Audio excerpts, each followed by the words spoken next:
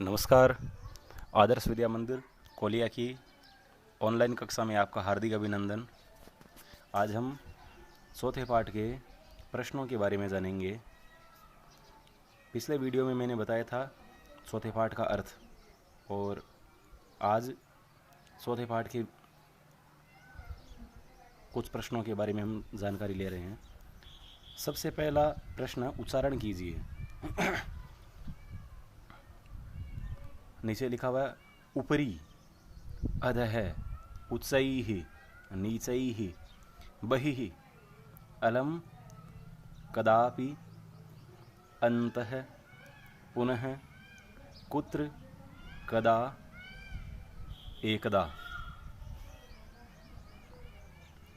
दूसरा प्रश्न, नीचे लिखे गए अव्ययी पदों को चुनकर वाक्य को पूरा करो। वृक्षस्य खाली जगह है खगा वसंती। तो पेड़ के ऊपर पक्षी रहते हैं, इसलिए वृक्षस्य ऊपरी खगा वसंती। दूसरा विवादेन, इसका खाली जगह होगी अलम, क्योंकि अलम के योग में तृतीया विभक्ति होती है। तीसरा वाक्य लिखा हुआ है वर्षा काले गृहात खाली जगह माँ गच्छ। तो वर्षा के समय घर से किधर नहीं जाना चाहिए, तो यहाँ लिखा हुआ बही ही, वर्षा के समय घर के बाहर मत जाओ। चौथा वाक्य मंचस्य खाली जगह स्रोतारः उपविष्टाः सन्ति। जहाँ वक्ता होता है वो तो मंच के ऊपर रहता है और श्रोता नीचे रहते हैं, इसलिए मंच के नीचे अधः है, मंचस्य अधः है, श्रोतारः उपविष्टाः सन्ति। छात्रा विद्यालयस्य खाली जगह प्रविशन्ति। छात्र विद्यालय के अंदर प्रवेश करते हैं, इसलिए अंतः शब्द का प्रयोग होगा। तीसरा प्रश्न, अशुद्ध पद को छांट करके लिखना है। ध्यान दीजिए, गमन्ति, यच्छन्ति, पृच्छन्ति और धावन्ति।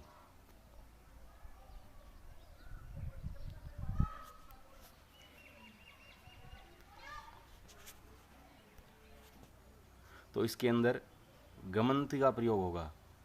ये गमन्ति गलत लिखा हुआ है क्योंकि गच्छन्ति होता है। आगे लिखा हुआ है रामेण, गृहेण, सर्पेण, गजेण। गजेण नहीं होगा, यहाँ गजेन होगा, इसलिए ये अशुद्ध है। लतया, मातया, रमया, निशया। लता, माता, निशा, ये आकारांत स्त्रीलिंग है, इनकी तृतीया विभक्ति सही है। माता शब्द मातृ ऋकारांत है, तो यहाँ पर तृतीया विभक्ति होती है तो मात्रा होता है, यहाँ मातया लिखा हुआ है, इसलिए ये गलत है। लते, रामे, माते, प्रिय। तो लता, रमा और प्रिया ये आकारांत स्त्रीलिंग है, इनकी प्रथमा और द्वितीय विभक्ति का द्विवचन सही है, लेकिन माता की जगह माता, मातरो, मातर है होता है, इसलिए यहाँ पर भी ये अशुद्ध है, माते। लिखती, गर्जती, फलती, सेवती। यहाँ पर सेवती शब्द होगा। सेवते, सेवेते, सेवन्ते, ये सही होता है, सेवती शब्द गलत है।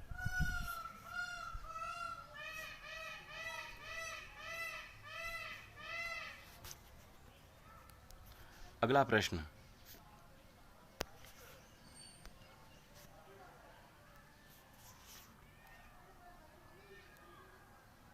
विलोम शब्द लिखने हैं इसमें, नहीं, यहाँ पर पर्यायवाची शब्द लिखने हैं। प्राप्य, प्राप्य यानी प्राप्त करके, और लब्धवा, लब्धवा यानी प्राप्त करके।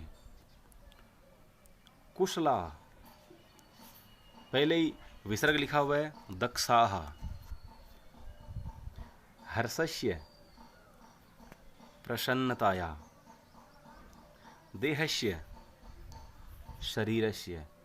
वेद्यम, चिकित्सकम। ये इसके उत्तर है।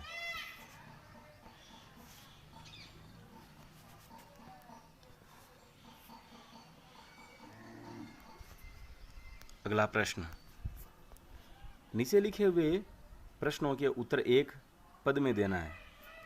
तो मन से कति बालकवयः उपविष्टाः सन्ति? मनसे 4 बालकवयः उपविष्टाः सन्ति।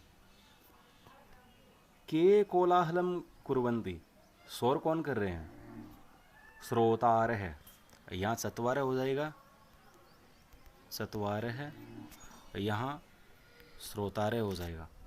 गजाधर कम उद्देश्य काव्यम प्रस्तुति। गजाधर आधुनिक वेद्यम, कम की जगह आधुनिक वेद्यम। तुंदिल कस्य उपरि हस्तम आवर्त्यति। तुंदिल किसके ऊपर हाथ फेरता है? तुंदस्य। लोके पुनः पुनः कानि भवन्ति? लोके पुनः पुनः शरीराणि भवन्ति। किम कृत्वा घृतं पिबेत? ऋणं कृत्वा घृतं पिबेत।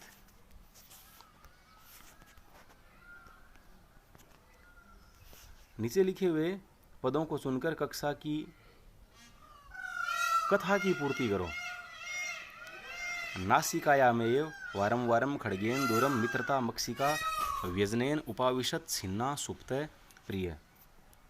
ध्यान दीजिए, पूरा एकस्य नृपस्य एक है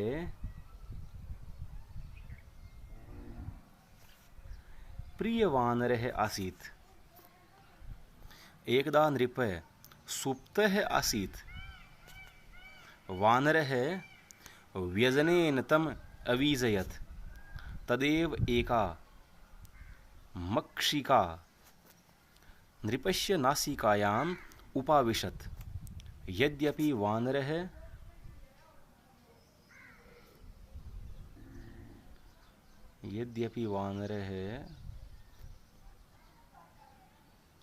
वारं वारं व्यजनेन ताम निवारयति स्म, तथापि सा पुनः पुनः नृपस्य नासिकायामेव उपविशति स्म। अन्ते स मक्षिकां हन्तुं खड्गेन प्रहारम् अकरोत्।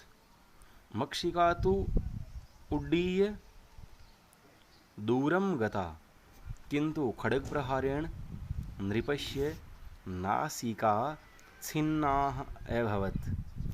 अत एवोच्यते मूर्खजनैः सह मित्रता नोचिता।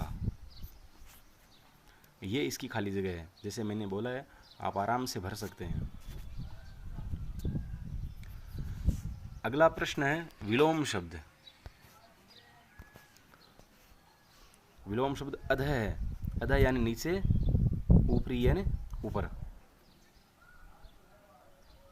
अंतः यानी अंदर, बहि यानी बाहर। दुर्बुद्धे यानी दुर्बुद्धि, सुबोधे यानी अच्छी बुद्धि वाला। उच्चे यानी जोर से, नीचे यानी धीरे। उच्चे यानी ऊंचा, नीचे यानी नीचा भी हो सकता है। दुर्लभम और सुलभम, ये इसके प्रश्नोत्तर है। ये आपको गृह कार्य में करने हैं चौथे पाठ के अनुसार। धन्यवाद।